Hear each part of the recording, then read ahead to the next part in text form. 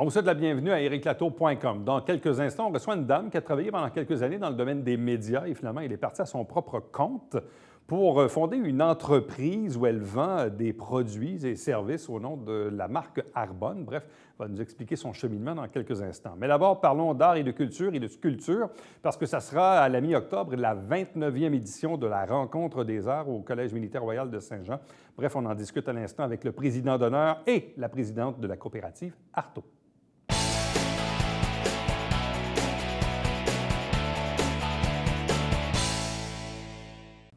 On est en route vers la 29e édition de la Rencontre des arts, donc la version 2019 qui va se tenir les 12 et 13 octobre de 10h à 17h au pavillon d'Extras du Collège militaire royal de Saint-Jean. Deux invités. D'abord, la présidente d'Arto, Lise Lalonde. Bonsoir à vous. Bonsoir. Accompagnée de Renel Bouchard, qui est président d'Ici Média, entre autres le Canada français Richelieu, et président d'honneur de cette Rencontre des arts. Bonsoir et bienvenue. Bonsoir, Éric. Donc, Madame Lalonde, c'est un événement qui est important, qui existe depuis très, très, très longtemps, qui, oui, initialement avait été démarré par Paul Laforêt, on le sait, mais dont la coopérative Arto a pris la relève il y a de cela 5-6 ans, 7 ans même, oui, ça va? 7-8 ans, 7-8 ans, même, le temps passe vite. Donc, quand vient le temps de renouveler année après année l'organisation de la Rencontre des arts, quel défi ça vous impose chez Arto en termes d'organisation et de renouvellement et de choix des artistes? bien, c'est ça, c'est le choix, c'est renouveler les artistes, montrer d'autres artistes qui viennent des régions du Québec un peu partout, faire un choix précis, détaillé et vraiment qui va intéresser tout le public de la région. Bon. Renel Bouchard, donc, à la présidence d'honneur. Cette année, c'est un événement qui vous parle? En fait, c'est la deuxième année que je travaille avec Arto de façon plus proche. C'est un événement que j'aime beaucoup parce que c'est un événement qui est consacré à la beauté. L'art, c'est pas obligatoire dans notre quotidien, dans le quotidien de toute personne, mais ça nous permet, quand on est en contact avec l'art, d'avoir des moments d'arrêt, des moments où on voit en dehors de nous, où on voit autour de nous, où on voit de la beauté. C'est des moments qui nous ramènent à une sorte à des moments de spiritualité, je dirais même. Et on a besoin de ces pauses-là dans notre société qui est de plus en plus rapide. Alors, c'est clair que le Canada français sera toujours un grand défenseur des artistes de la région et des activités comme Rencontre des arts, qui est unique et qui met en valeur de façon très particulière les sculpteurs, plus que n'importe quel autre événement du genre au Québec. Alors, c'est un moment important dans la vie culturelle de la ville. On a toujours, donc, cette année aussi, la participation d'Armand Vaillancourt. Tout à fait. C'est toujours intéressant parce qu'année après année, c'est quand même un monsieur qui approche les 90 ans, si ce n'est pas déjà fait. Je pense qu'il y a eu 90 ans en septembre. C'était fait en début de septembre. Et quand je le vois année après année, il ne change pas. À la limite, même, il rajeunit presque. Là. Il a de très bonnes mains. Toujours une vivacité d'esprit assez incroyable. Une passion pour les arts, pour la sculpture, oui, mais donc pour vous, la présence d'Armand Vaillancourt, c'est un cadeau. C'est un cadeau. C'est un du beau ciel, cadeau. ouais. C'est un grand artiste. Puis les artistes qui participent aussi, c'est valorisant d'être en présence d'Armand Vaillancourt. Ça donne un oomph, je dirais, à l'événement. On a d'ailleurs les prix Vaillancourt qui vont être remis en sculpture et en peinture et les mentions d'honneur aussi. Donc, ça fait, pour un artiste, c'est drôlement important de remporter un de ces prix. Parce que lui, dans le fond, ce qu'il fait, c'est que durant donc, cette exposition, il fait le tour un peu de tout le monde. Oui. Puis là, ultimement, il détermine donc un coup de cœur, puis d'autres types de Tout à fait. Armand aussi aime beaucoup les jeunes artistes. Il encourage beaucoup les jeunes artistes, la relève. Et il est là vraiment toute la fin de semaine. Il est là. Tout le monde parle avec lui. Il aime le monde. Ouais. Puis le monde lui rend bien. Ah oui, il est là, puis il parle avec les artistes, puis il échange sur les démarches des artistes. Donc, c'est vraiment intéressant. C'est intéressant parce que dans les dernières années, nous, on a reçu ici, dans le fond, après la Rencontre des arts, justement, l'artiste qui avait été sélectionné pour le prix Coup de cœur, que ce soit Claire Bienvenue, que ce soit Stéphanie Fiola, je pense. Il y en a d'autres. Là. Mais bref, à chaque année, donc c'est intéressant. Donc, ça donne de la visibilité. Tout à fait, de l'effervescence aussi. Oui, tout à fait. Donc, cette année, on compte à peu près sur combien d'artistes, disons, peintres et sculpteurs? Il y a 62 artistes en tout, 14 sculpteurs, un photographe. Et la nouveauté, c'est que nous aurons 4 artistes en métier d'art cette année. C'est nouveau, oui. C'est la première année. Bon, quand on parle de métier d'art, qu'est-ce que ces gens fabriquent au juste? Des bijoux, entre autres des bijoux, des aumônières, des genres de sacs. Qu'est-ce qu'on a d'autre? Bon, je ne me souviens pas, là, mais 4. Mais donc, ça va agrémenter, ça va ajouter un peu de piquant. Donc, Oui, tout à fait. Ça va donner une autre vision, une autre visibilité pour les artistes, qui sont des artistes aussi, mais en métier d'art. Renel, quel est le regard que vous avez aussi sur l'historique de l'événement? Parce que, bon, il en est maintenant à sa 29e édition. Bon, initialement fondé par Paul Laforêt, mais cet événement-là aussi fait partie maintenant un peu du patrimoine culturel, Joël. Oui, en fait, c'est un événement qui a toujours été intimement lié au centre-ville, premièrement, à la vieille partie de Saint-Jean. Il était tenu à une certaine époque dans des lieux multiples dans le centre-ville. Maintenant, il est au collège militaire qui fait aussi partie du centre-ville. C'est peut-être plus facile d'organisation d'avoir un endroit aussi grand puis avec toutes les commodités comme le collège militaire, là, c'est le pavillon d'Extras. Alors, c'est un événement qui a commencé petit, qui a évolué de différentes façons à travers le temps. Il y a eu une grande période où il y a eu majoritairement des sculpteurs. On est revenu maintenant à d'autres sortes d'équilibres. Il faut souligner aussi que, peu importe l'époque, il y a toujours eu un grand pourcentage d'artistes de la région. Oui. Parce qu'on va chercher des artistes de partout au Québec, mais on valorise aussi des artistes de la région. Et nos meilleurs sont là année après année. Ce qui est intéressant aussi, et pour avoir parlé avec les visiteurs sur place, il y a comme un réseau d'amateurs d'art et qui courent ce genre d'événements. Donc, c'est toujours intéressant, au-delà des artistes qui viennent de l'extérieur, de voir des visiteurs qui viennent à Saint-Jean-sur-Richelieu pour la rencontre des arts. Ouais, en fait, cette année, en plus, on a une nouveauté. On a créé un club des ambassadeurs de rencontre des arts. Alors, entre 15 et 20 personnalités ou hommes d'affaires de la région, on se met ensemble, on fait chacune une contribution minimale. Et le club des ambassadeurs, au moment du vernissage de l'exposition, va acquérir des œuvres. Alors, c'est 15-20 personnes qui se mettent ensemble et constituent un fonds. Et on va acquérir des œuvres qui vont être en exposition lors de la fin de semaine. Et ces œuvres-là vont être exposées dans des lieux publics pendant toute l'année ensuite. Parce qu'on veut étendre la portée, finalement, de rencontre des arts grâce à des personnes. Tu parlais des gens qui aiment les arts. Alors, chez nous, il y en a des gens qui aiment les arts, il y en a beaucoup. Alors, un petit groupe comme ça, on se met ensemble, puis on va acquérir année après année des œuvres qu'on va mettre à la disposition d'organismes, à la disposition d'écoles, qui vont pouvoir être vues partout dans la ville. Autre chose aussi intéressante, c'est que pour les artistes eux-mêmes, évidemment, on peut acheter. Hein, on peut acheter des œuvres durant la rencontre des arts, et même c'est assez bon. Même pour l'avoir vu dans les dernières années, moi-même, je regardais des fois pour des trucs. Parfois, c'est abordable. Deuxièmement, puis des fois, ben non, celle-là, désolé, elle est vendue. Quelqu'un l'a vue vendredi ou samedi matin. Donc, même pour les artistes eux-mêmes, c'est très, très bon. Bien, tout à fait. De plus, cette année, Artaud a arrangé son budget pour ne pas prendre de redevance. Donc, pour les artistes, ça va être intéressant encore plus de la vente.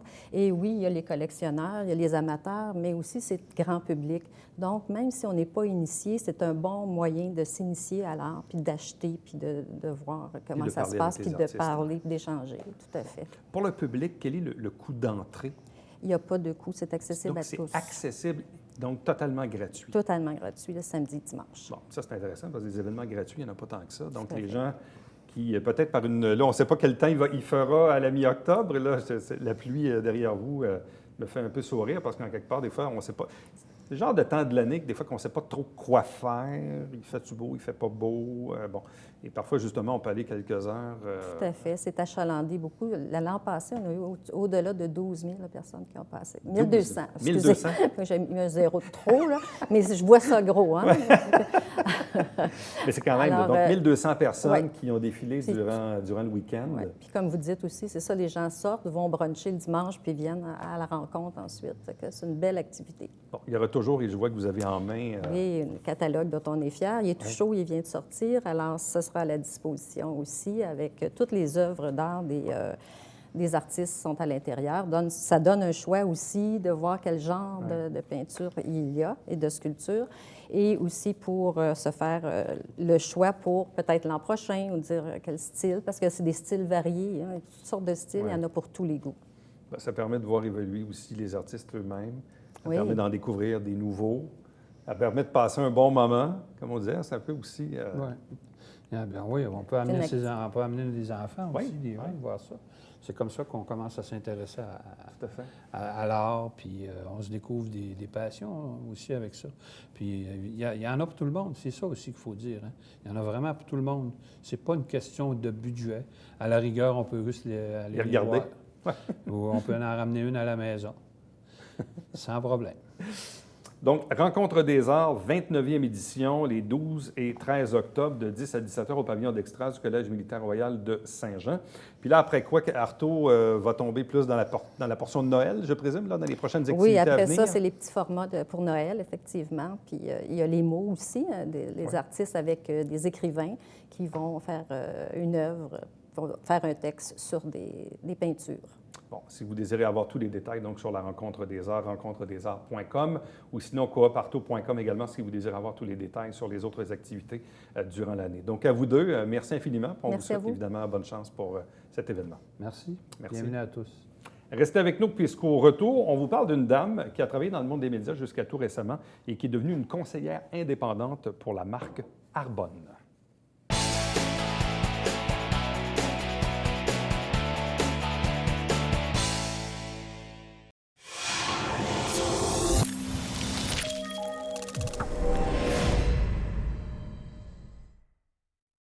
Mesdames et messieurs, bonjour et bienvenue à La Justice entre nous. Mon nom est Serge Lemay.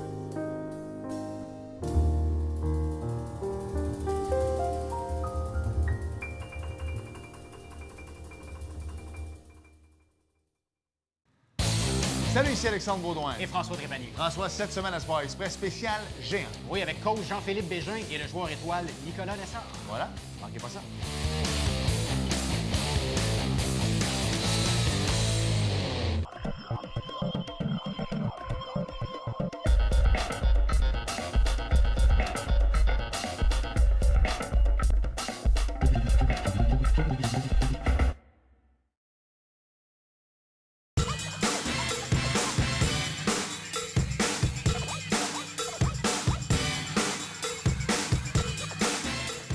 Dimanche, 9h30, Télé Bingo, on vous attend.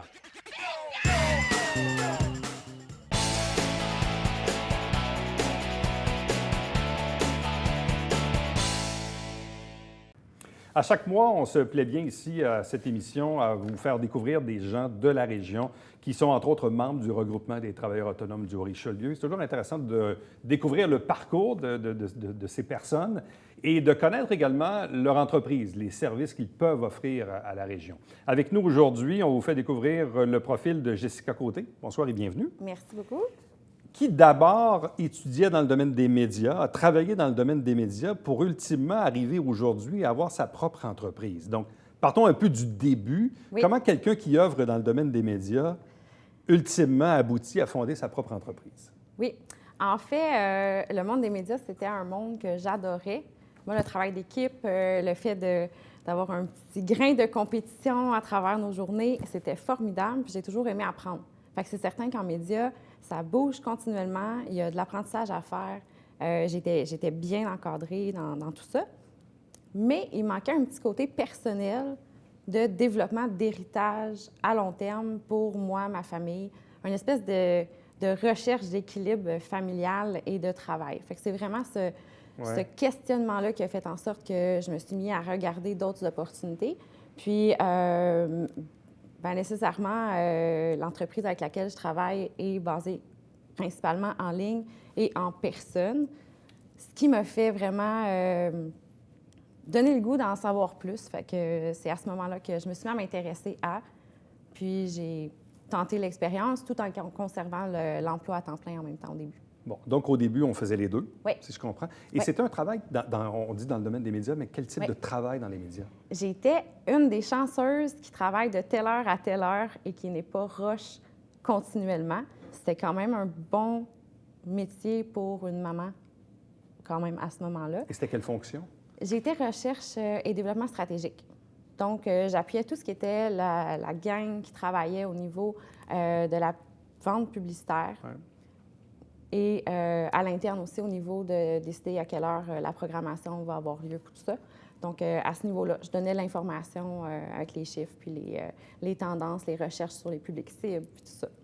Et toujours en habitant ici dans la région, donc en Non. faisant des allers-retours, non? Non, Vous j'étais... étiez sur la Rive-Sud, c'est ça? Oui, j'étais à Saint-Hubert à l'époque. Donc, je prenais l'autobus direct pour le C'est centre-ville. quand même des allers-retours Saint-Hubert-Montréal, c'est ça? Oui, c'était ça. Puis, moi, mon conjoint, à l'époque, était à l'extérieur. J'étais avec 2 jeunes enfants à la maison. Fait qu'on partait à 7 h le matin, on revenait à 6 h le soir. Ouais. Je trouvais que c'était pas Ça vraiment devient la lourd, vie que je voulais comme mère, là, ouais. Et à quel moment l'étincelle a commencé à sonner dans la tête, là? Oui. C'est les enfants, c'est les... Les enfants ont joué pour beaucoup. Les enfants ont joué pour beaucoup. Puis c'est certain que de voir à long terme, ça me fait changer aussi la perception de mon emploi puis de la profession qu'on peut avoir en tant que mère qui est disponible. Fait que c'est certain que le potentiel était là. L'entreprise avec laquelle je travaille est énormément axée sur l'environnement, sur le bien-être personnel. Puis à ce moment-là, je pense que j'étais prête à, de un, prendre un peu plus soin de moi, puis de deux, de me développer en tant que personne. Bon. Qu'est-ce que c'est la compagnie ou les produits Arbonne? Oui. Arbonne, c'est une compagnie mère. Donc, dans le fond, moi, j'ai comme une franchise, en fait, pour pouvoir parler des produits. En résumé, parce que je suis vraiment passionnée, ça pourrait durer vraiment beaucoup de temps, mais en gros, on a 3 départements différents qui sont tout ce qui est supplément nutritionnel, tout ce qui est produits de soins du corps, visage, cheveux, et tout ce qui est maquillage. Donc, ces 3 volets-là, tous certifiés vegan, sans gluten, non testés sur les animaux, et avec une transparence vraiment intéressante là, au niveau des produits. Et c'est basé en ligne majoritairement. Et de quelle façon vous avez découvert Arbonne? C'est une collègue avec qui j'étais à l'université qui m'a fait découvrir les produits au départ et l'opportunité. L'opportunité ne me tentait pas au début parce que je me disais, hey, je travaille déjà temps plein, les enfants, le ci, le ça. Le temps, on le sait, là, le temps, ça ne s'achète pas. Mais par la suite, c'est là que quand j'ai vu le potentiel de l'entreprise puis le fait que j'aimais les produits, ça a été quand même un 3 ans de réflexion du moment où est-ce que j'ai fait ma première commande de produits et du moment où est-ce que j'ai dit je vais aller creuser un peu plus loin, je vais aller voir ce qui se passe avec ça. Ce qui fait que vous avez fait un peu les deux, c'est-à-dire votre travail à temps plein dans les médias et la vente de produits Arbonne pendant quoi, 2-3 ans, c'est ça? Pendant 2 ans, oui. Jusqu'au jour où là, on prend la décision de vraiment tirer sur le cordon? Vraiment. Vraiment de tirer sur le cordon puis de se privilégier soi. C'est son développement à soi, sa famille à soi, ses projets à soi. Puis moi, j'ai toujours été une fille super impliquée. Puis en commençant à travailler, je n'ai pas pu m'impliquer comme je m'impliquais ultérieurement. Fait que c'est certain que maintenant, il y a le réseau des mères en affaires dans lequel je suis vraiment active aussi dans la région ici. Il y a plein d'entreprises avec lesquelles j'aime travailler pour faire des collaborations, tout ça. Fait que pour moi, ça a été un créneau qui a été super intéressant. Puis c'est à ce moment-là qu'on s'est envenu aussi à Saint-Jean, quand on a fait le plug off sur Saint-Hubert. On s'en est envenu plus en région pour vivre pleinement. Quel est l'historique de Arbonne? Oui, c'est une 40aine d'années déjà d'existence qu'on va fêter l'année prochaine, principalement aux États-Unis au départ, étant donné que le marketing relationnel existait déjà. Ultérieurement, c'est une entreprise qui a fait ses débuts en Suisse. C'est un Norvégien qui a débuté, donc c'est du haut de gamme. Et au Canada depuis une dizaine d'années, le temps que ce soit francisé, ça fait en sorte qu'il y a beaucoup de gens qui ne connaissent pas encore l'entreprise, les produits, tout ça. Fait que pour moi, c'est super excitant de pouvoir développer ça. Est-ce que les produits sont disponibles uniquement en ligne ou si on peut l'avoir aussi dans du commerce de détail? On ne peut pas l'avoir dans le commerce de détail. C'est vraiment au niveau d'un contact personne à personne. On sait que la publicité, c'est le meilleur moyen, c'est le bouche à oreille. Donc, moi, si je vais sur le site Arbonne, je ne peux pas m'acheter directement des produits. Oui, vous allez je pouvoir. peux le faire, oui, mais c'est mieux de passer par vous, non? Non, c'est la même commission, c'est les mêmes choses. Oui. Fait que c'est vraiment comme si, du moment où est-ce que je suis devenue entrepreneur, j'avais mon site transactionnel à mon nom, avec toute l'équipe derrière qui s'occupe du marketing, qui s'occupe de la responsabilité du service à la clientèle et tout ça. Et à ce moment-là, pour une 60aine de dollars, là, tout est clé en main. Est-ce qu'il existe plusieurs représentants ou représentantes de Arbonne au Québec? Oui, oui, vraiment, on est quelques-unes. Il y en a pour qui ils vont utiliser leur compte de conseillère dans le but d'économiser puis de rediriger leurs propres dépenses en ayant des bons produits pour elles, pour la santé aussi. Le principe.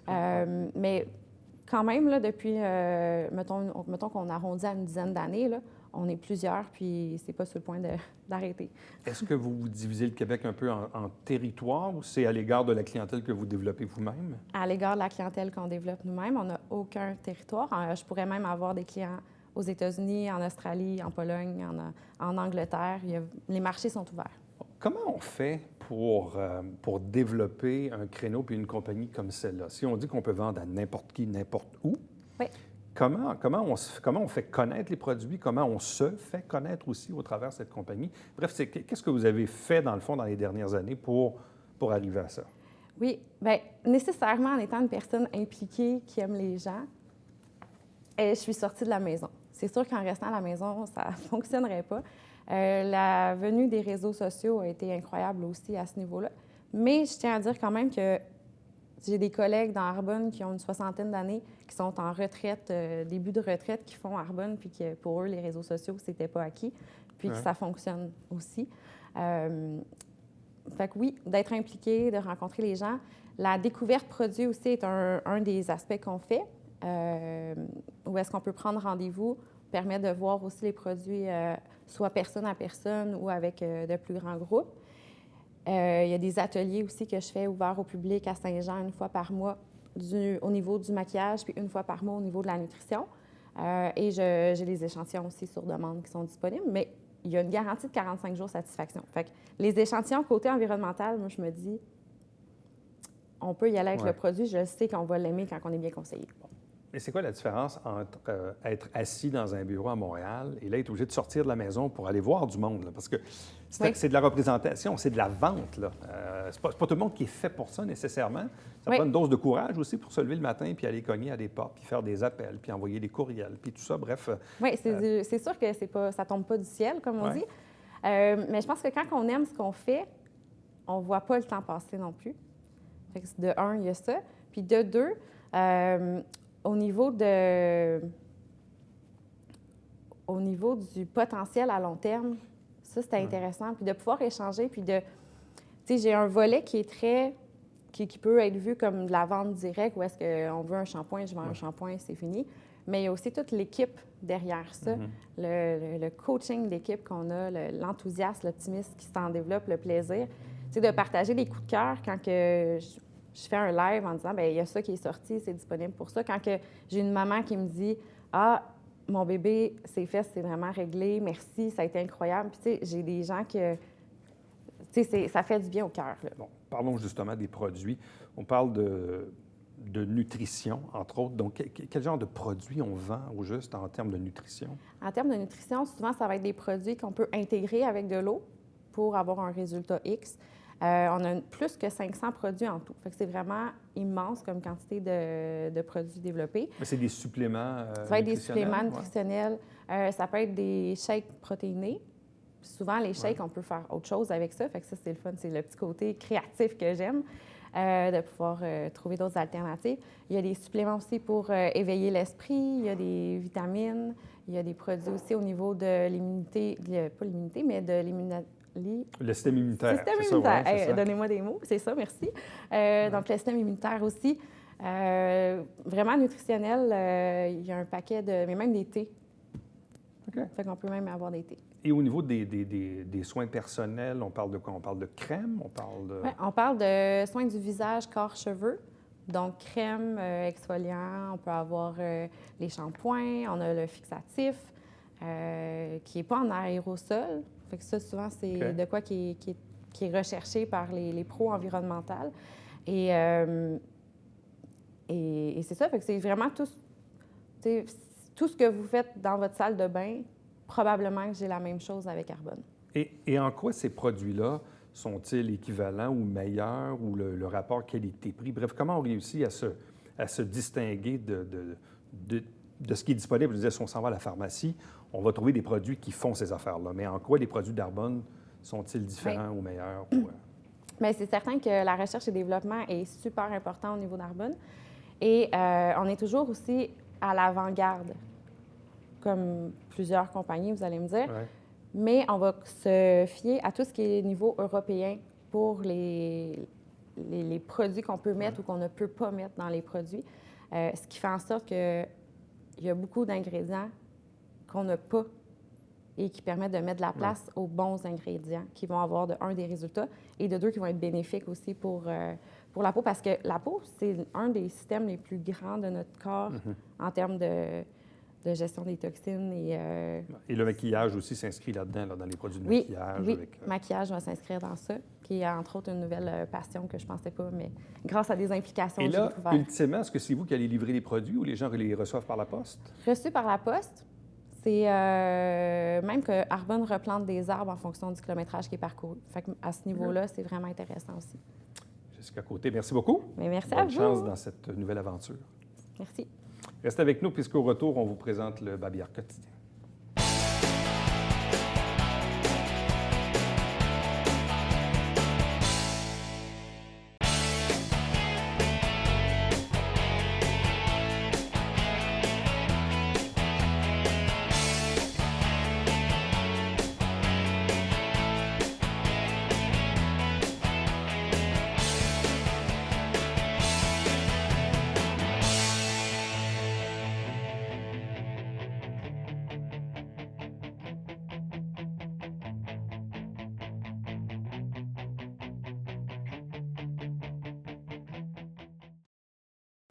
Lundi, le 14 octobre, c'est l'Action de grâce. Sachez que pour la collecte des ordures ou encore du recyclage, selon l'horaire des lundis dans votre quartier, il n'y a aucun changement à la collecte.